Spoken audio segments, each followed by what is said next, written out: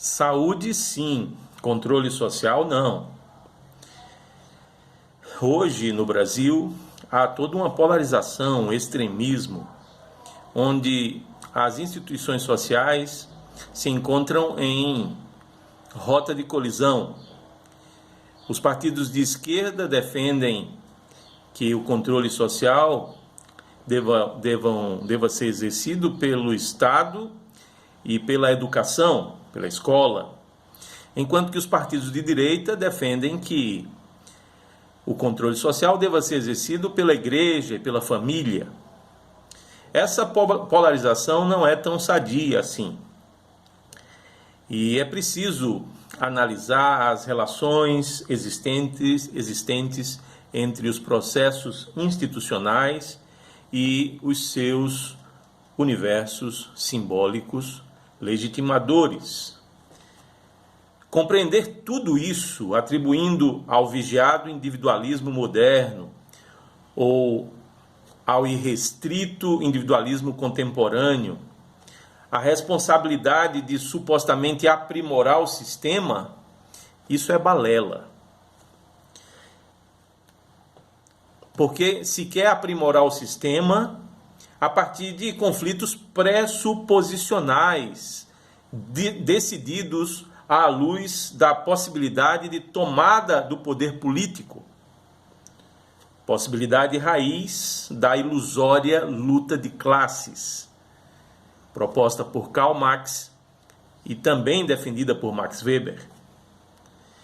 Eles querem aprimorar o sistema também através de subversivas microestruturas culturais, propostas por Michel Foucault e Pierre Bourdieu, por exemplo.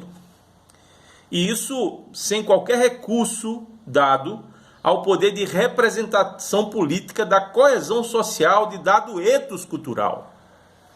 Não se dá espaço ao poder de representação política, que a coesão social, a coesão da sociedade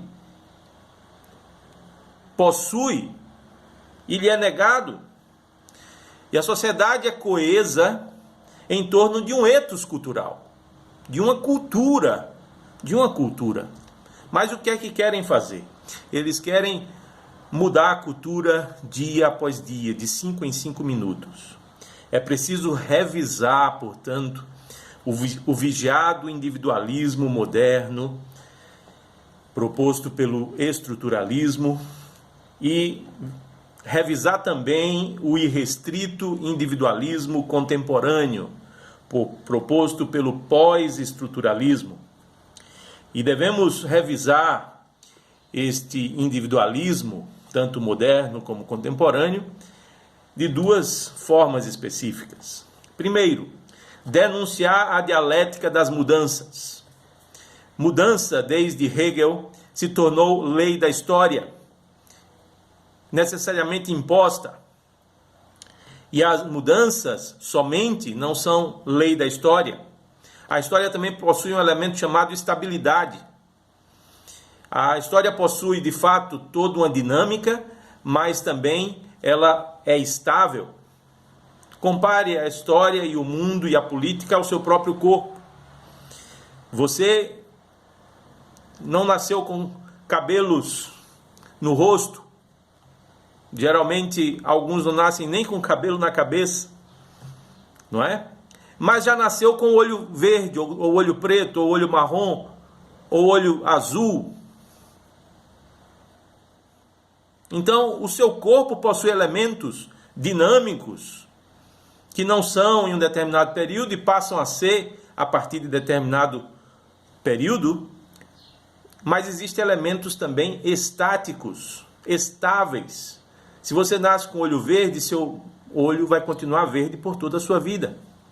Então, assim como o corpo humano é o Estado, assim como o corpo humano é a política e a cultura também. Cultura não é alguma coisa a ser sempre mudada, a ser mudada de 5 em 5 minutos. Ela possui elementos estáveis. Há sim um olho, uma pigmentação do olho em cada cultura. aproveitando o exemplo dado, de maneira que há todo um perigo na possibilidade de mudança no sistema promovida pelos conflitos pressuposicionais entre propostas estatais antagônicas, como o liberalismo, o positivismo de um lado e o comunismo, o socialismo, o igualitarismo de outro.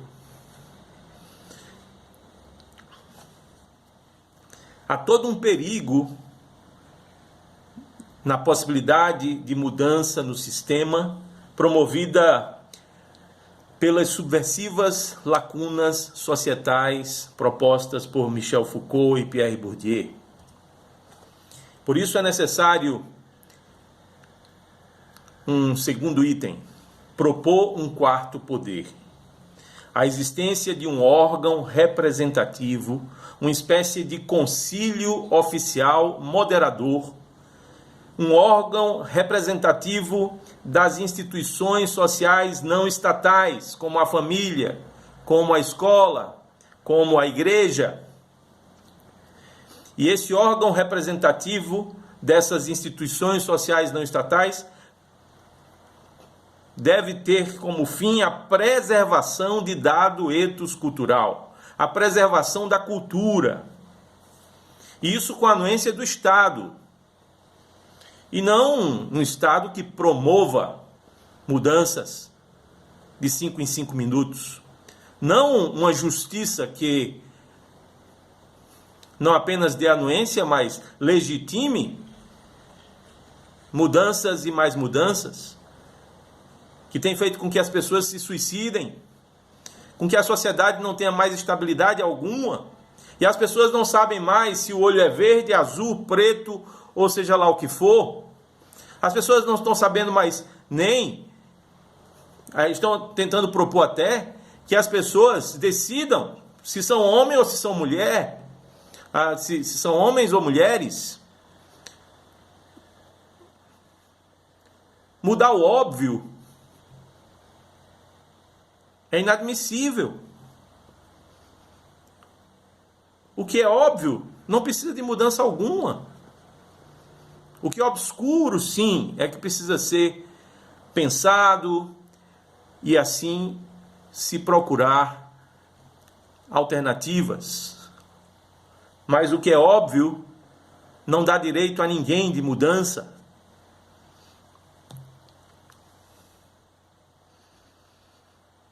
A grande questão é que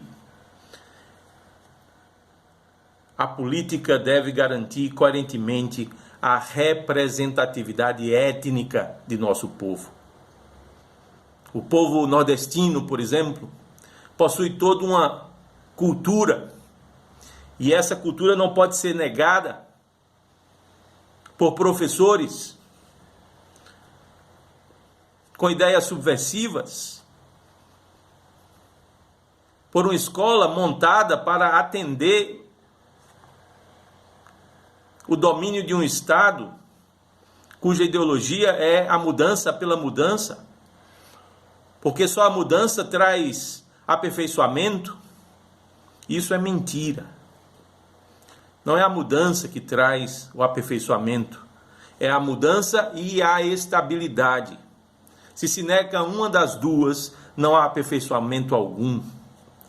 E por isso é que a gente precisa pensar bastante quando se está promovendo uma postura antipositivista e antitomista, se declarando como Max Horkheimer o fez, que tanto o positivismo como o tomismo eram heterônomos, eram hegemônicos, eram dominadores, perpetuavam uma política de imposição. O socialismo também o fez. É por isso que se está tentando apagar dos arquivos da história as massas enormes de genocídio realizado pelos estados socialistas e comunistas. Se tenta apagar essa página negra, obscura, terrível do comunismo, do socialismo, porque se quer apenas criticar o positivismo e o tomismo, sem se perceber que aquela proposta que se diz mais evoluída é passível de crítica. E é isso que a autonomia da razão moderna, tão defendida pelos ideólogos da escola de Frankfurt, permite. É exatamente isso. E aqui eu gostaria de terminar dizendo: há uma armadilha. A razão humana é uma grande armadilha. Manifeste-se a razão humana através da política,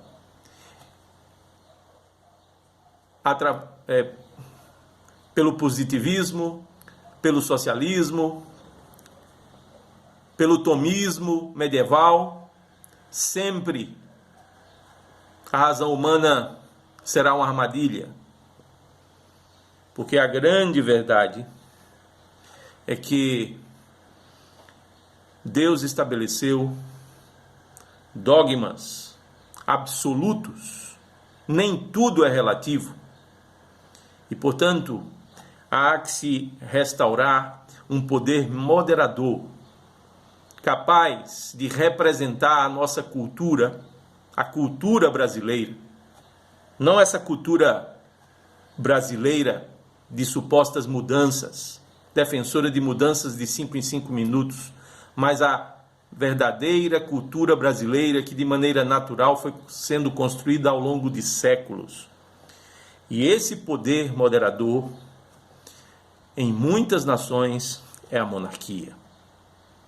A monarquia, inclusive, que possui direito divino. Foi Deus que estabeleceu os reis na antiguidade. E o que Deus estabelece, ele não joga fora. Ele não faz bolinha de papel e joga no lixo. O que Deus estabelece é o melhor. É a vontade boa, perfeita e agradável que ele tem para os seres humanos, em qualquer das esferas, política, econômica, religiosa e em todas as esferas da vida.